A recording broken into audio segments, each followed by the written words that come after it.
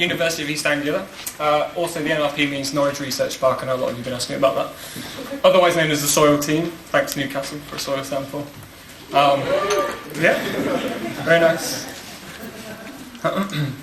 So our project is developing a biosensor Streptomyces strains. This will become a bit more clear as we go on through the talk. I'm Michael. I'm going to talk a bit about the background, the context, antibiotics, and how it's a big problem in 21st century healthcare. Lucy will talk a bit about the project design, and Becky will touch on outreach and summary aspects. So, antibiotics, if it worked, was first defined in 1941 as any small molecule made by a microbe that antagonises the growth of other microbes, i.e. penicillin, streptomycin, and antimycin, which is the focus of our project. Only 60 years later, human pathogen evolution has rendered most of the original antibiotics and their successors largely ineffective. If replacements are not found soon, we could face major problems in basic healthcare. Biochemists have known about this for quite some time, but only recently has the media picked up on this, as you can see from the BBC News this year. The medical chief, Sally Davis, has said that it could pose as big a threat to the country as terrorism. So, big words. Okay, so the antibiotic we're concerned with is antimycin, which is currently the active ingredient in Fintrol, a chemical pesticide. Antimycins are produced by Streptomyces bacteria, and that's what Lucy's going to talk a little bit about now. So Streptomyces are basically like an antibiotic factory. They're unusual bacteria and they're found in soil and water. Although their genome has been sequenced, they're difficult to work with unless you specialise in the area. 2/3 of naturally occurring antibiotics that are used in medicine today come from Streptomyces, and the antibiotic we're looking at is antimycin, which it synthesises. There's great diversity amongst the 40 known structures of antimycin. They all consist of a dilactone scaffold, which is a 9-membered ring in the middle here, with an unusual FSA section, which is over here, kind of structure. This is also known as the starter unit. All the 8 gene clusters that have been identified have conserved biosynthesis of the starter unit. Although their biosynthetic pathways are poorly understood and complicated, it is known there is a minimum set of enzymes needed. Some of these are tailoring enzymes, which give variation in the R1 and R2 sites over here. So this is the gene cluster that has been identified, and it contains 4 operons. The ANT-A gene produces a unique sigma factor called ANT-A over here, which is important for transcription of the genes which produce the starter unit. It has a single function of regulating this starter unit biosynthesis, and there's conserved binding regions in all the gene clusters that have been identified. So our biosensor that we're developing is going to use this sigma factor. So the reporter construct can be made using a promoter, ANT-G, where the sigma factor combined, and a neogene. The neogene gives kanamycin resistance.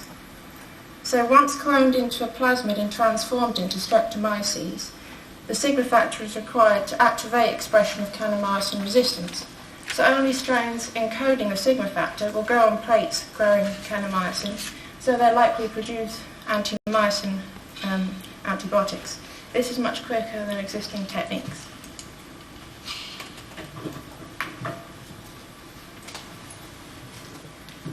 So, as many of you know, we've asked for some soil samples from other iGEM teams from all over the world, and we're hoping that the further afield we can gather soil samples from, the more likely we'll be to find new and interesting antimycin-producing Streptomycin strains.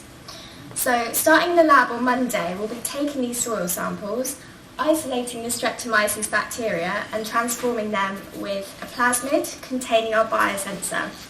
We'll then be growing these bacteria on plates containing kanamycin, and if they're able to grow, this means that they encode the ANT-A sigma factor, and they then have kanamycin resistance, and this is a very good indicator that they produce antimycins. Human practices. We've also been asking some local primary school children to get involved and collect some soil for us, and we're in the process of organising a local event where people from Norfolk and the surrounding area can bring along soil samples and learn a bit more about our project, iGEM and synthetic biology as a whole. We've also just set up a soil blog so that soil donors can track the initial analysis of their soil samples.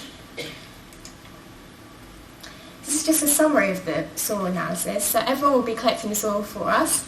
We'll be using our biosensor to screen for antimycin-producing strains of Streptomyces, and then we'll be posting the initial results on the blog, so that will probably be pictures of the kanamycin plates.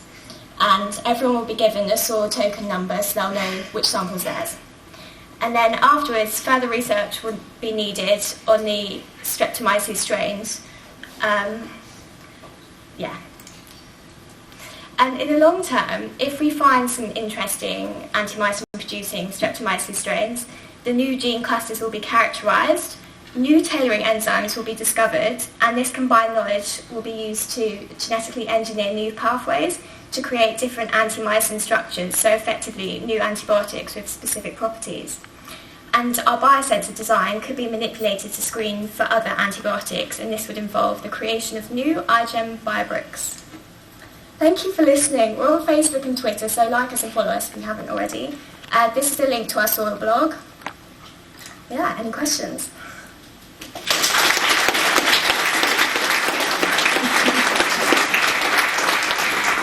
Okay, any questions? We'll start at the back.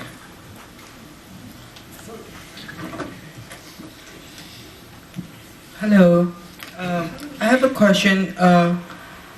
How would you avoid rediscovery of previously characterized molecules? Because if you keep rediscovering the same thing, it's going to be very redundant. Our supervising lab are looking for very specific clusters which they've newly identified recently. So I guess the construction of the neo part of the gene will just screen for things that are close to what we're interested in, and then further analysis will be needed by the professional supervising lab.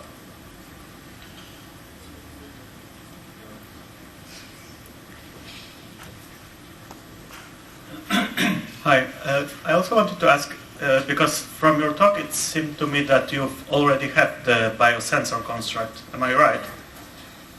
So far we have cloned the Neo and the AntGP, and that is being used in E. coli.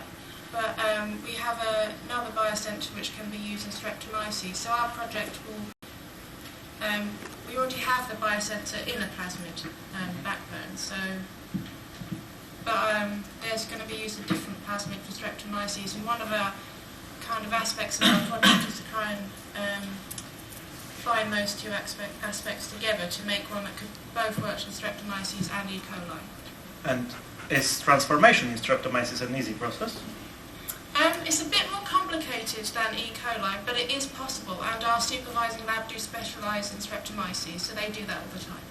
Okay, thanks. Okay, next question. Hiya, you said that your techniques are much quicker. Current detection methods, yeah. How much quicker, and what are the current ones? Why would your techniques be better? Because you could basically, whether it grows on a kanamycin plate or not, you know if it has Streptomyces, and the sigma factor is very unique because it's only used for the antimycin activation of the transcription of those genes. Currently, they have to sequence the genomes before they can discover if they have the ant gene. So basically, it takes a bit longer to grow Streptomyces on plates, so maybe a couple of weeks, but that's a lot quicker than having it all sequenced and then working through that.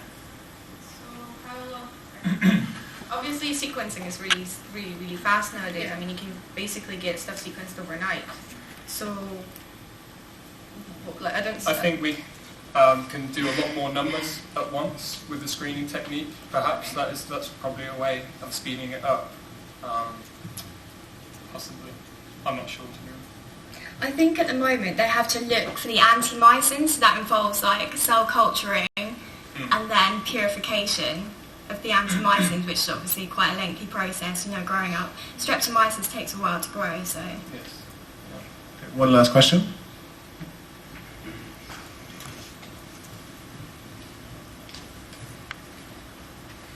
So your soil samples are going to contain lots and lots and lots of different species of bacteria, fungi, etc. So why is it that you're isolating your search just on these streptomyces? On streptomyces. I think because they are antibiotic factories, basically. Yeah, there has been research into antimycins and that they may, if you possibly vary the structure, they could be a really useful antibiotic. You might be able to discover that they'd be useful in medicine as well, and there has been some research whether they'd be possible to be used as cancer treatments, which is obviously a long way in the future, but they are very interesting molecules to look at. Yeah. Okay, thank you. Norwich.